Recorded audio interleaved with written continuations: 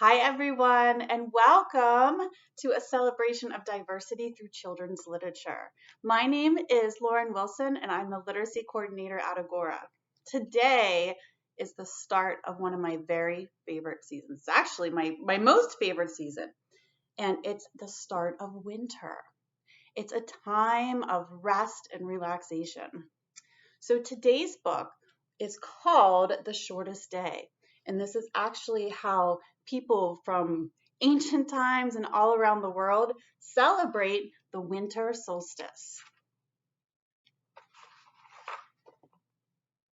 The author is Wendy Pfeffer, and the illustrator, that's the person who draws the pictures, name is Jessie Reich. In late autumn in the northern part of the world, squirrels hide nuts, foxes grow thick fur coats, and flocks of birds fly to warmer places. So animals get ready for winter in different ways. The sun rises later each morning and sets earlier each evening. Each day it appears lower in the southern sky. See how that happens? As the sun gets lower and lower, the north gets less and less daylight. The air grows colder. Chickadees fluff their feathers to keep warm. Woodchucks hibernate in their burrows, and white-tailed deer nuzzle through the snow to find the last blades of grass. On short winter days, children bundle in warm clothes and walk through a frosty white world, dragging long shadows behind them. Is this how you've been dressing lately to go out? Maybe you've been playing in the snow. I know we have. On long winter nights, families eat dinner while it's dark outside. Children wonder when the days will get long again so they can play outside after dinner, like they did in summertime. In the north, on or around December 21st, the sun reaches its lowest point on the horizon, making that day the shortest day of the year. Like all days, December 21st has 24 hours, but it's called the shortest day because it has the fewest hours of daylight. The shortest day, called the winter solstice, is the beginning of winter. And in some places, winter means cold, nose-nipping weather. That's how it is where we live. The earth tilts as it moves around the sun. When the northern parts of the earth tilts away from the sun, the north gets less heat and light than the southern part. So this part, it's going to start talking about how people long ago celebrated the solstice. Long ago, people didn't understand how the earth tilts and moves around the sun. They didn't understand why each day has less sunshine than the day before. Some believe that evil spirits made the sun go away.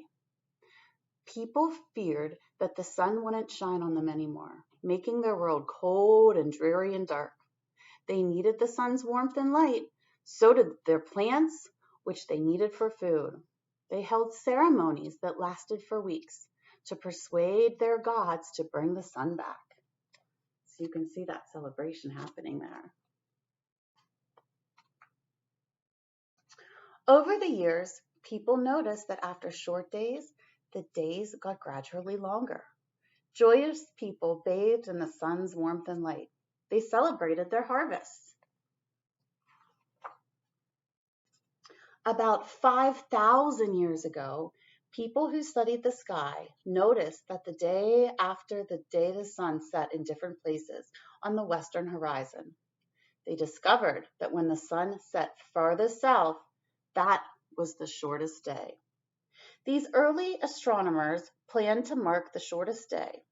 Then each year, people would know when the days would start getting longer and longer. Look at that. You see the ancient pyramids there in Egypt?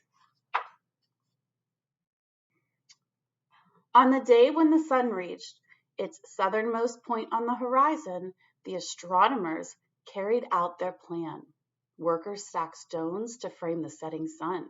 They made a special opening, like a keyhole, or the eye of a needle. When the setting sun's rays beamed through that opening, people knew the shortest day was over. So you can see that up here. See how they had that? That's how they watched the sun, and they could actually measure where the sun's light was to know that it was the shortest day. Days gradually got longer. For the next 6 months, when the sun appeared farthest to the north, its rays shone through another keyhole. People knew it was the longest day of the year, which is, what's the opposite of winter? Summer, you got it. Yep, that's our longest day of the year. In China, over 3,000 years ago, astronomers measured shadows to determine the shortest day. The longest shadows appeared on the shortest day because the sun was at its lowest point in the sky. They knew that as the sun appeared higher in the sky, the shadows would get shorter and the days would get longer. So that's another part of the world over in China. So this is how the Romans thought of it. Over 2,000 years ago, Romans celebrated the shortest day with festivals and merrymaking. They gave evergreen branches to friends as a sign of good luck. Evergreen wreaths decorated their doors. Since these plants stayed green when others turned brown, they reminded the Romans of the coming of spring. Do any of your families hang wreaths like this or garland? Mine does.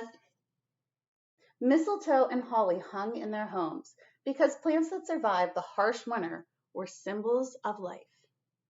Many people believed these plants would bring strength to their families. Does this look familiar? Yeah, Ms. Hawk read about St. Lucia Day just last week, huh? About 1,000 years ago, Europeans celebrated the winter solstice.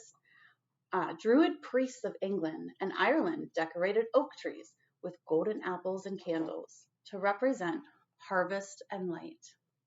You'll see a lot of celebrations in December because it does get darker.